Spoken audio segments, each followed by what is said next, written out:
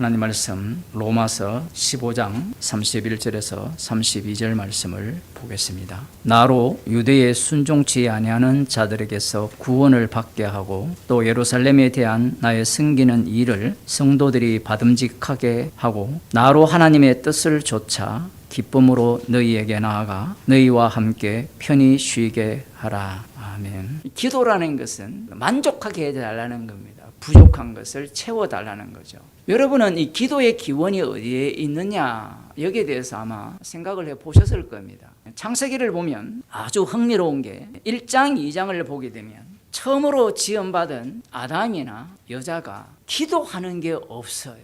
에덴 동산에서는 기도하는 게 없습니다. 어떻게 이게 가능합니까? 라고 물으신다면 하나님 보시기에 심히 좋은 상태예요. 이 창세기 1, 2장의 상황이 뭐냐면 기도할 필요가 없는 상황이라는 겁니다. 그런데 기도가 언제부터 생기느냐? 창세기 3장을 보면 선악과를 먹은 이후에 취하는 행동이 먼저 나옵니다. 선악과를 먹은 이후에 인간들이 기도를 안 한다는 겁니다. 왜? 하나님과 같이 되었기 때문에 기도할 필요가 없어요. 필요하면 내가 채우면 돼요. 문제가 생겼으면 문제를 하나님께 구하면 되는데 구하지 않아요. 이 모습이 나중에 역사 속에서 차근차근 드러나게 됩니다. 이 인간의 기도는 인간이 응답을 해석을 해요. 아들을 낳았습니다. 약속의 자녀는 단수거든요. 맞죠? 가인이 처음에 태어났을 때 가인이라 했죠.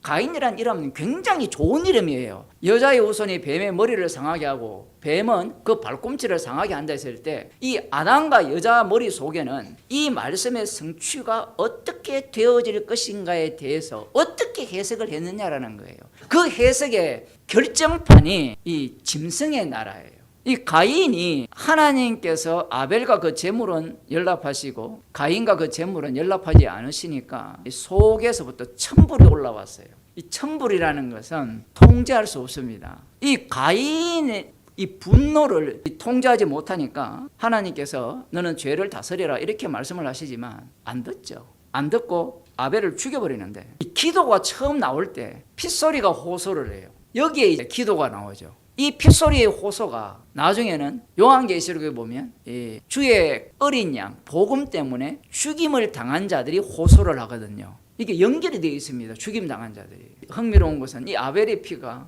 누구에서 흘려졌습니까? 여호와로 말미암아 덕남게 된 가인에 의해서 죽임을 당한 거예요. 이 상황에서 이 기도가 이제 나온 겁니다. 사람이 기도한 게 아니고 핏소리가 기도하는 거죠. 그 다음 나오는 게 가인인데 가인이 여호와께 고하되 내 죄벌이 너무 중하여 견딜 수 없나이다. 오늘날 교회에서 하는 모든 기도 제목입니다. 사람들은 이 세상은 고통스럽고 괴로우니까 이제 나는 에덴 동산 천국으로 가고 싶어. 그래서 자살하는 인간들이 한둘이가 아니잖아요. 그것이 어디에서 문제가 생겼습니까? 이 기도라는 것을 할 때 사람들이 뭘 위해 기도합니까? 그래서 자녀들을 군대 보낼 때 군대 가서 복음 때문에 죽게 하옵소서 이렇게 기도하는 사람 없어요. 가인이 하는 기도와 똑같습니다. 살려달라, 힘듭니다, 평안을 달라. 그 기도나 가인의 기도나 똑같다는 얘기를 하고 싶어서 그래요. 계속해서 말씀을 살펴보게 되면 흥미로운 것은 약속을 주는 순간 아브라함은 기도하는 사람이 됩니다. 이 약속을 주기 전에도 기도하는 아브라함이었고 약속을 준 이후에도 기도하는 아브라함이었어요. 약속의 땅에 와서 가나안 땅에 와서 하나님께 여호와 이름을 불렀더라, 단을 쌓았더라 이런 표현들이 나오잖아요. 아브라함은 약속을 주기 전에도 기도하는 인물이었고 약속을 준 이후니까 약속을 붙들고 기도한 겁니다. 그런데 재밌는 것은 이스라엘 백성들이 애굽에 가잖아요. 돈을 사랑함이 일망에게 뿌리라 했습니다. 그런데 기독교가 들어가고 시간이 지나면서 무엇으로 바뀌느냐면 교회가 흔히 말하는 단어로 표현하면 세속화가 되는 겁니다. 그러면 세속화가 되면 그들 무리 속으로 교회가 들어가게 돼요. 들어가게 되면 교회는 무엇이 가장 소중하냐? 우리나라로 치면 마음의 평안이 가장 소중하다라는 겁니다. 오리지널 복음은 설 자리가 없습니다. 이스라엘도 똑같아요. 이스라엘 자손들이 애굽에 내려갔는데 그들이 그곳에서 하나님을 찾느냐? 힘들면 하나님을 찾을까요? 안 찾을까요? 안 찾습니다. 아이고 죽겠다, 살고 싶다라는 그냥 이 호소에 불과한 거예요. 그런데 하나님 이 소리를 들으신 거예요. 이 들으신 것과 아브라함을 우상숭배 가운데서 불러내신 것이 같은 겁니다. 이게 중요해요, 여러분. 이들이 하나님을 찾아서 원해서 하나님께 하나님 도와주세요 한 게 아니에요. 힘들다는 겁니다. 힘든데 하나님이 아브라함과 이삭과 야곱에게 하신 이 약속을, 맹세를 기억하셔서 그들의 소리를 들으시고 그들에게 모세를 보내시는 겁니다. 기도하면 들어주신다고요? 그건 누구의 논리예요? 우상의 논리입니다. 그게 이제 시간이 지나면서 서서히 밝혀지는데 다니엘 9장을 한번 봅시다. 여호와의 말씀이 선지자 에레미야에게 임하여 고하신 그 연수를 깨달았느니 곧 예루살렘의 황무함이 70년 만에 마치리라 하신 것이니라. 70년 만에 이 예루살렘의 황무함이 마칠 거라고 약속한 것을 기억을 합니다. 서책을 통하여 깨달으니까. 그래서 하나님께 기도를 합니다. 기도라는 것은 약속을 붙들고 기도하라고 많이 들었죠. 지금 문제가 뭐냐면 이 에레미야에게 하신 이 약속이 이루어질 것을 붙들고 기도하는 다니엘의 머릿속에는 무엇이 들어있다고요? 이사야가 예언한 에덴 동산과 같이 모든 열국이 시온산에 세워지는 그 왕 앞에 무릎을 꿇는 그 하나님 나라를 생각하면서 기도하는 겁니다. 모세 율법대로 심판이 임했는데도 불구하고 죄악을 떠나서 은혜를 구하지 않아서 결국은 이런 상황에 놓여 있다라는 겁니다. 다니엘이 하는 말 틀린 말 하나도 없죠. 모든 게 모세 율법에 기준하여서 하나님의 말씀대로 기도를 하는 겁니다. 회개를 하는 거죠. 다니엘이 마치 누구처럼 기도하느냐면 모세처럼 기도를 해요. 이스라엘 대표자거든요, 다니엘이. 그러한즉 우리 하나님이여 지금 주의 종의 기도와 간구를 들으시고 주를 위하여 주의 얼굴빛을 주의 황폐한 성소에 비치시옵소서. 이건 약속의 건강 기도잖아요. 지금 이 다니엘서를 읽을 때는 1차적으로 어디로 먼저 가야 되느냐면 70년부터 가야 돼요. 70년을 해석이 안 되면 70일에가 해석이 안 돼요. 목사님 그런 어려운 이야기 좀 하지 마시고 쉬운 이야기 합시다. 쉬운 이야기를 목사들이 계속 했기 때문에 교인들이 바보가 된 거예요. 성경 읽어도 성경을 몰라요. 주의 이름을 위하여서 주께서 약속하신 대로 70년 만에 돌아오게 하옵소서. 황폐한 곳을 에덴 동산같이 하게 하옵소서. 그 기도를 지금 다니엘이 하고 있습니다. 4대 만에 돌아오리라고 했을 때 4대라는 것은 불확실한 숫자죠. 그런데 70년 만에 돌아온다라는 것은 확실하잖아요. 이건 중요합니다. 여러분 확실한 게 좋습니까? 안 그러면 어정쩡한 게 좋습니까? 어정쩡한 게 싫죠. 확실한 게 좋잖아요. 그 70년 만에 돌아온다 있으면 하나님의 약속은 반드시 이루어져야 되잖아요. 내가 네 기도 응답해 줄게 라고 하나님이 응답을 하셔야 되는데 그렇게 응답하지 않습니다. 사람들은 71호로 넘어갈 때 어떤 마음을 갖고 있느냐 하면 그러면 다니엘이 이런 기도를 할 필요가 없잖아요. 예수님이 십자가에 달려 죽으심으로 말하면 이 세상은 이미 종말이에요. 종말의 현상 중에 하나가 지진이고 기근이고 전쟁이에요. 하나님은 약속한 분은 반드시 이룬다 했잖아요.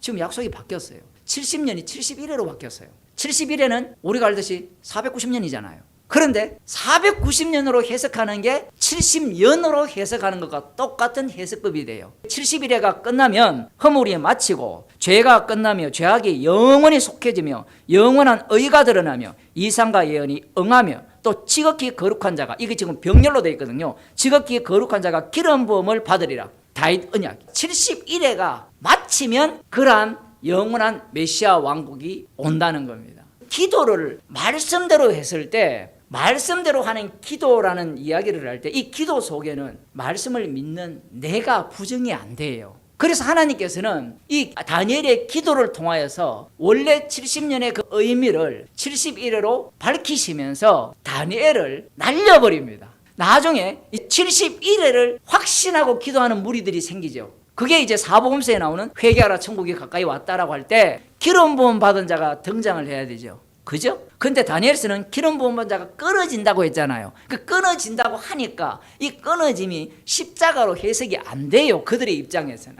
세례 요한이 마지막 선지자잖아요. 그 세례 요한이 마지막 선지자로서 예수님께 물세례를 주고 성령이 비둘기같이 임한 사람을 보거든 그가 물과 성령으로 세례를 주는 줄 알아라고 해서 알았잖아요. 그런데 세례 요한이 뭐라고 합니까? 오실 그이가 당신이 그러니까 묻죠. 그 묻는 이유가 뭐냐면 이 선지자들 무리 모두가 다 하나님 나라를 어떻게 예상을 했느냐 하면 시온 땅에 세워지는, 지금 다니엘도 똑같아요, 예루살렘에 세워지는 이 물리적 하나님 나라를 원했던 겁니다. 기도라는 것은 본래 취지가 뭔지를 알아야 돼요. 그리고 우리는 이 로마서 8장에도 나오고 이 히브리서 7장에도 나오지만 우리는 마땅히 빌 바를 알지 못해요. 마태복음 6장을 보게 되면 6장 9절에 예수님께서 기도를 가르치시는데 하늘에 계신 우리 아버지여. 아버지는 어디 계세요? 하늘에 계신 겁니다. 그 주의 이름이 거룩히 여김을 받으려면 70일에가 완성이 돼야 돼요. 나라가 임하옵시며 그 아버지의 나라가 어디에 임해달라는 거 하면 이 땅에 임해달라는 거예요.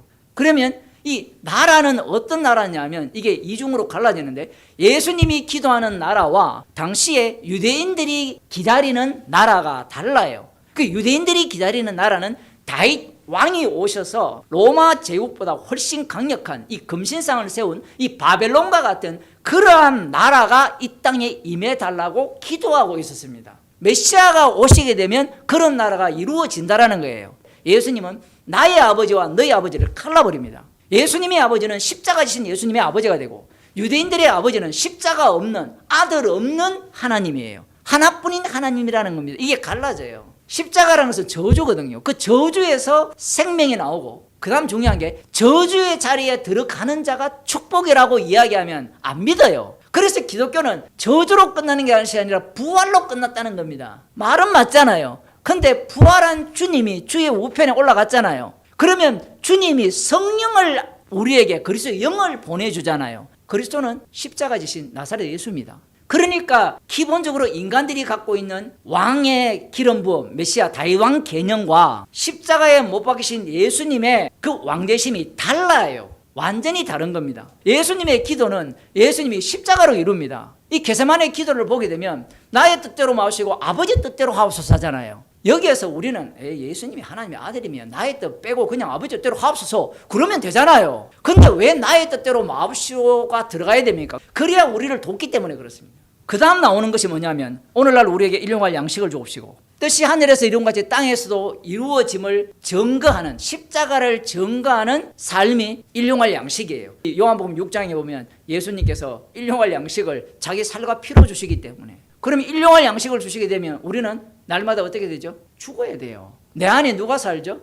그리스도가 살 거 아닙니까? 그 다음 나오는 게 죄 용서와 관련된 이야기죠. 그 십자가 사건이 반복되는 겁니다. 죄를 용서하려면 어떻게 해야 돼요? 자기가 죽어야 돼요. 십자가로 완료가 될 때, 십자가에서 주님이 못 박혀 죽으실 때 그 나라가 만들어지고 그 권세가 십자가의 권세로 새롭게 드러나고 영광도 십자가의 영광으로 다 바뀌어지게 됩니다. 이 주기도문만 보더라도 다니엘의 기도가 어떻습니까? 엉터리죠. 왜냐하면 다니엘은 구약에 속했잖아요. 이와 같이 성령도 우리의 연약함을 도우시나니 우리가 마땅히 빌 바를 알지 못하나 오직 성령이 말할 수 없는 탄식으로 우리를 위하여 친히 간구하시느니라. 우리가 누구냐면 그리스도의 영을 받은 자예요. 영을 받은 자가 마땅히 빌 바를 알지 못한다는 겁니다. 성령을 주셨다면 우리에게 마땅히 빌 바를 알게 해야 될 거 아니에요. 성령이 오면 이제 마땅히 빌 바를 안다. 이렇게 생각하는데 그 마땅히 빌 바의 수준이 뭐냐면 다니엘 기도 수준이에요. 그래서 제가 다니엘 기도가 옳은데 엉터리라고 말씀드린 거예요.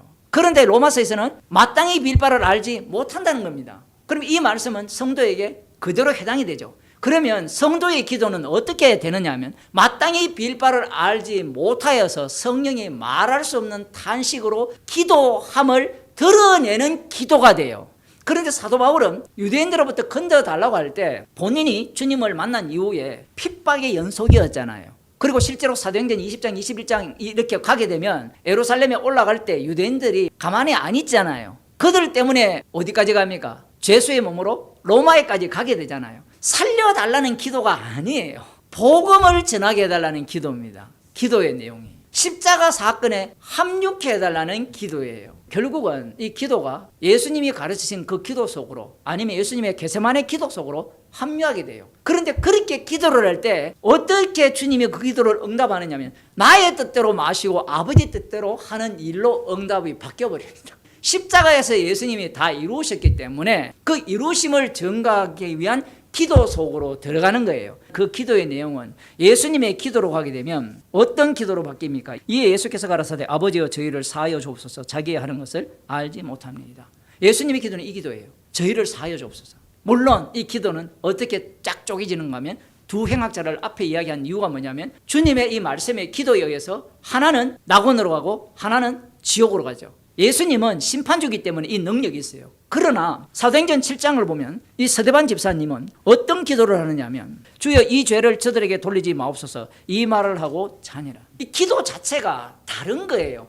내한테 이익이 되고 내한테 유리하고 내한테 더 뭔가 사람들로부터 주목을 받는 그런 기도 제목이 아니에요. 지금 사도 바울이 하는 기도는 결국은 이 구체적인 기도 제목을 말함으로 말미암아 십자가의 피만이 증거되도록 사도 바울은 기도 요청을 하는 겁니다. 그래야 죄가 나오거든요. 우리의 기도제가 마찬가지예요. 우리가 주의 이름으로 이렇게 모여서 복음을 듣게 하는데 주님 이 모임이 복음을 잘 전파될 수 있는 그러한 장소로 사라지지 않게 하옵소서. 죄가 들어가 있는 거예요. 벌써. 그럼 목사님 그런 기도 하지 말까요? 또 보세요. 그럼 무슨 기도할 거예요? 계속해서 인간들은 나를 부정을 못해요. 그래서 사도 바울이 구체적인 기도 제목을 내어놓는 겁니다. 딱 내어놓으니까 이제 인간들은 이걸 갖고 또 낚여요. 여러분 기도할 때는 구체적으로 하세요. 그 말은 틀리지 않았어요. 구체적으로 말씀에 근거해 하세요. 하는데 그 기도는 항상 무엇 안에서 움직입니까? 우리는 새 언약 안에서 십자가 안에서 그 기도가 이렇게 작동을 하게 되고 십자가를 증거하는 기도의 응답으로 우리에게 오게 되는 겁니다. 기도하겠습니다. 하나님 아버지, 우리들에게 수많은 기도 제목을 주셔서 십자가에서 주님이 홀로 다 이루시며 증거하는 증인의 자리로 날마다 인도하여 주심을 감사드립니다. 저희들에게 쉬지 말고 기도하라고 하셨습니다. 주님의 말씀이 아니더라도 쉬지 않고 기도하는 저희들에게 주의 이름으로 쉬지 말고 기도하라 하셨고 무엇이든지 구하라 하셨기에 우리가 기도하는 자로서 십자가의 증인으로 살게 하여 주옵소서.